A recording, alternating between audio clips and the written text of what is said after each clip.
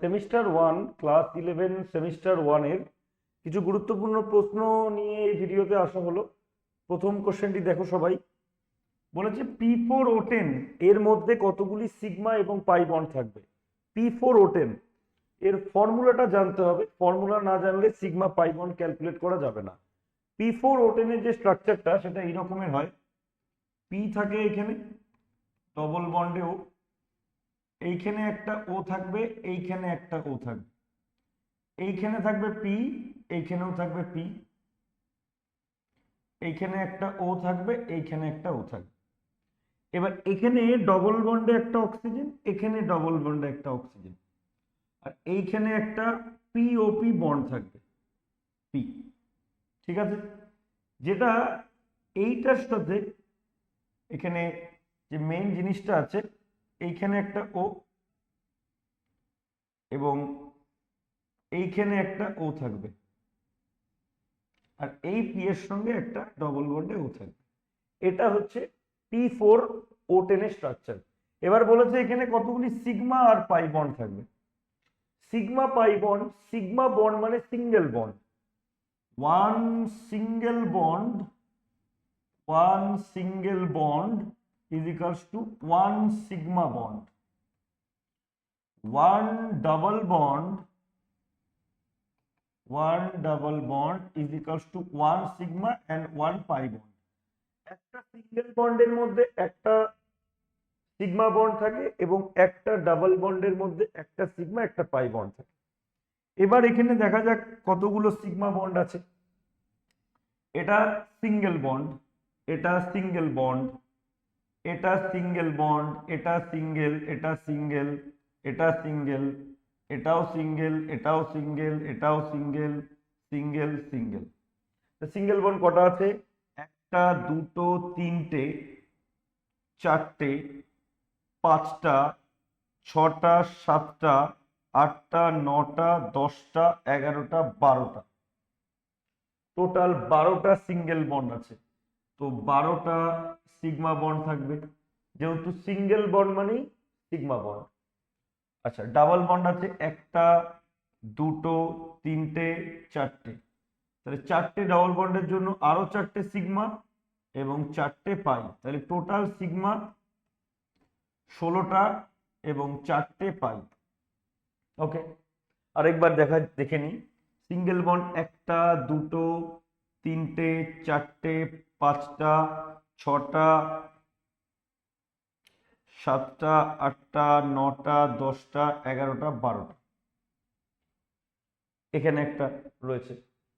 তো total sigma bond আছে 12টা single বন্ডের রেসপেক্টে, আর ডবল বন্ডের রেসপেক্টে চারটে ডবল বন্ড, তাই চারটে সিগমা চারটে পাই। ঠিক, তো যদি নাম্বারিং অসুবিধা হয় গুনতে, নাম্বারিং করে করতে পারো।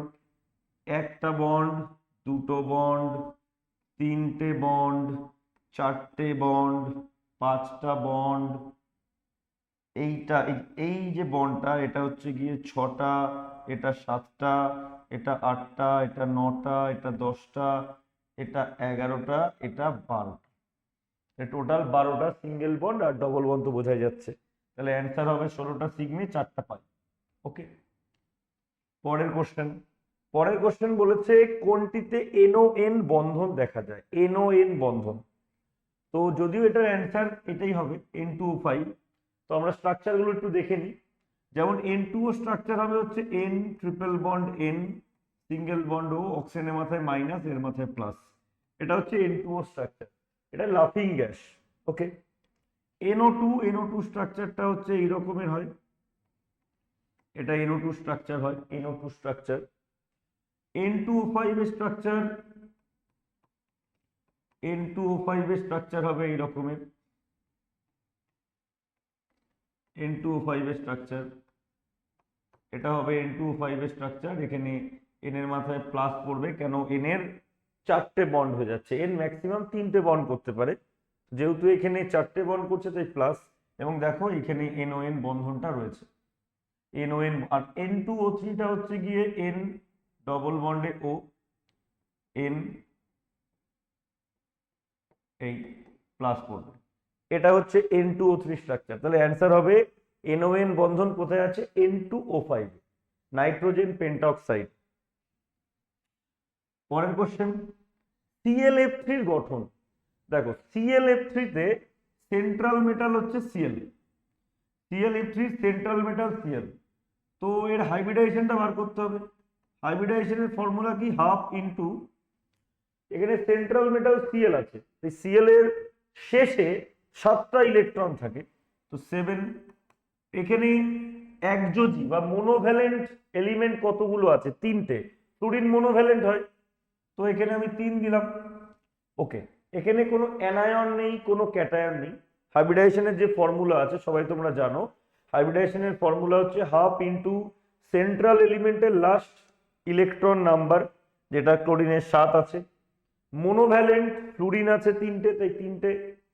এখানে অ্যানায়ন একটাও নেই, ক্যাটায়ন একটাও নেই, তাহলে কত হচ্ছে? 10/2 5। 5 মিনস sp3d, এটা। এবার sp3d তে 5টা বন্ড হয়, কিন্তু ClF3 তে Cl এর সঙ্গে ফ্লুরিন আছে 3টে, তার মানে এখানে যে 5টা বন্ড হওয়ার কথা, তার মানে Cl এর সঙ্গে ফ্লুরিন যেহেতু 3টে বন্ড আছে, তাহলে এখানে বন্ড পেয়ার 3টে আছে, আর বাকি দুটো কি আছে? Lone pair. কারণ নাহলে তো 5 হবে না, 3টে বন্ড আছে আর দুটো লোন পেয়ার আছে। তাহলে এর যে স্ট্রাকচারটা, Cl থাকবে সেন্টারে, Cl থাকবে সেন্টারে, এইখানে এইখানে আর এইখানে, এই জায়গাগুলোতে ফ্লুরিন থাকবে, এই জায়গাগুলোতে কারা থাকবে? ফ্লুরিন। আর এই যে দুটো লোন পেয়ার, এটা এইভাবে থাকবে, দুটো লোন পেয়ার, এই দুটো। তো এইটা sp3d হলে TBP হওয়ার কথা, এটা হওয়ার কথা, কিন্তু এটা হবে না, কারণ এখানে বন্ড 5টা নেই। 5টা পিওর বন্ড হলে এটা TBP হতো, তাহলে এটা TBP হবে না। তাহলে এটা কি হবে? এটা হবে টি শেপ। দেখো এই যে স্ট্রাকচারটা রয়েছে, এই যে স্ট্রাকচারটা রয়েছে এখানে, এই যে শেপটা, এটা হচ্ছে টি শেপ স্ট্রাকচার, এটা হচ্ছে টি শেপ। আর ClF3 একটা ইন্টার হ্যালোজেন। ইন্টার হ্যালোজেন কেন? কারণ এখানে একটা হ্যালোজেনের সাথে আরেকটা হ্যালোজেনের বন্ড আছে, এগুলোকে ইন্টার হ্যালোজেন বলে। তাহলে ClF3 এর হাইব্রিডাইজেশন sp3d, TBP হওয়ার কথা কিন্তু হবে না, কারণ 3টে বন্ড, দুটো লোন পেয়ার আছে, তাহলে তার শেপটা হবে টি শেপ। ওকে।